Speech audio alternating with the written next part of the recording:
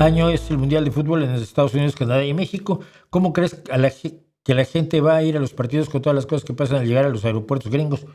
Yo creo que la gente inteligente no va a ir a Estados Unidos. Vayan, en Canadá hay partidos, en México hay partidos, vayan a Canadá a los partidos, vayan a México a los partidos.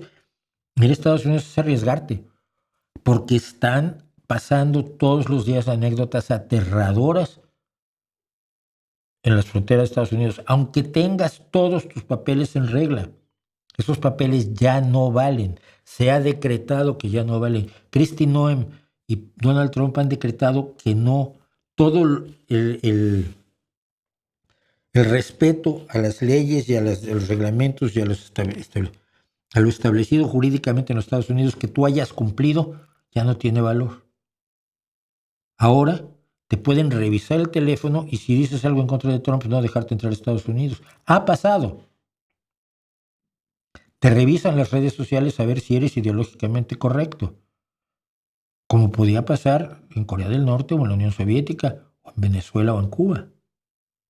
Así que, o en la Argentina de Videla. Ay, es que mire, yo soy comunista y vengo a visitar Argentina. Fíjese usted que no va a visitar Argentina. Así que yo espero que la gente no vaya directamente.